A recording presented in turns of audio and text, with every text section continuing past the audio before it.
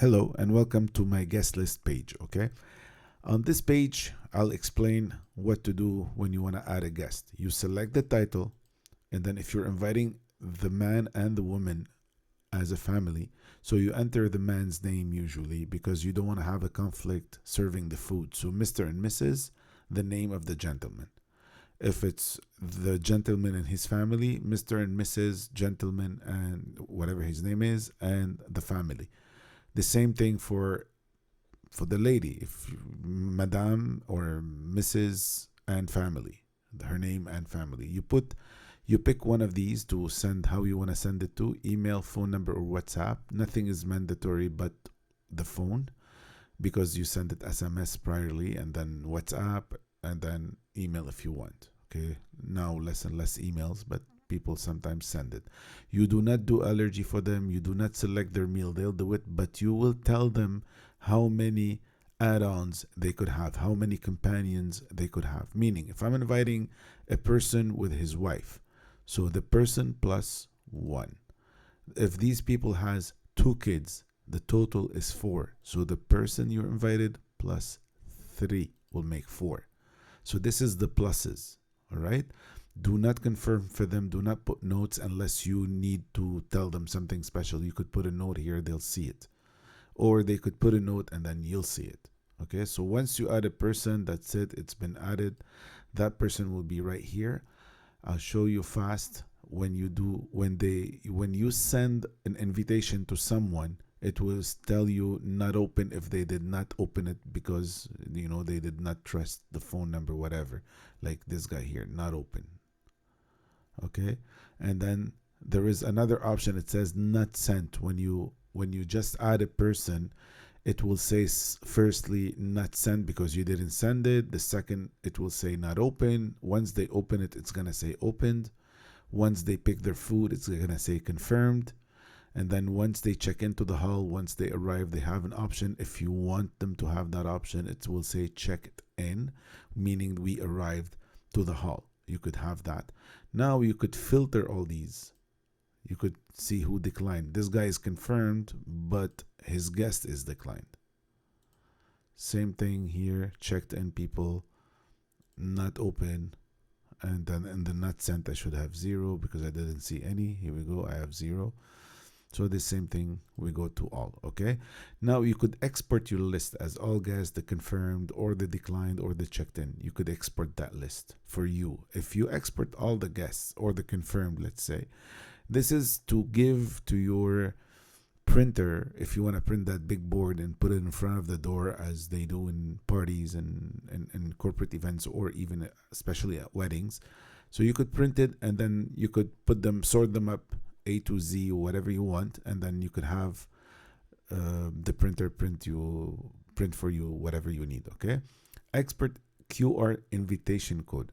This one, let's say some people you want to give them in hand card, meaning you want to print a card and then you want to give it to some people because they're you feel like I need to do this. So you give them the card and then you print this. You could print this for them, telling them when to reserve by date. Let's say, let's pick this date here. And then once you do it, we're going to have a PDF file. I'm going to open it.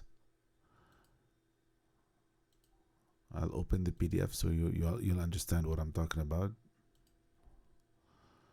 It's going to take a second. Here we go. So now we invited this guy. Whenever he scans, he's gonna go only to his own invitation. He will not gonna be in anybody's invitation but his own. The same for all the rest of them. So as many invited people I have, this will do it for all. You could print the ones that you need to print, and then you do whatever you want with the rest. You don't give it to them, you send them by SMS or WhatsApp. It's up to you. Now you could add, if you have more than one event with us, so in the future, you could add from different events that we've made in the past. All what you have to do is, pick whatever person you want, and then you add them to the actual event, and then upload a CSV file.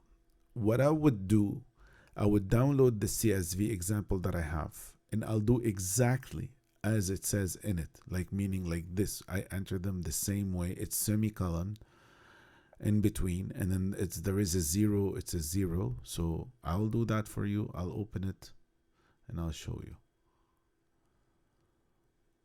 It's gonna open in a second. Here we go.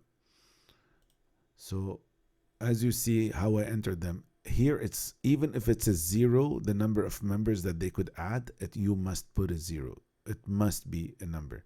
So the numbers here, look, the WhatsApp and everything else. Okay, the names, and you see, so you put them as I put them right here. You could erase these guys here. You could erase them and replace them by your own guests. And same thing for the notes. If you have a note, put it. If not, but the really what a must do is here. You have to put a number. I need to know, the system needs to know how many members they could add. Once you do all your list, you could just save it as we saved it. The same thing, just save, and then go back to, let's save it here. Okay, and then, sorry. And then go back here and upload the guest list. And then you'll see that they're going to come up all at once as, you know, as all of them. And then if you don't want to do that, you could just go one by one as you wish. All right. This is about the guest management. And then here you have, I forgot to tell you about this, the checked in, how many, and the decline. You know, it's the total numbers of people coming, the guest list, the members. So this is the main guest. This is their companions. This is how many we're having as all. But as confirmed, a total is 26 plus 13 for now. Confirmed guest coming, because they picked their food.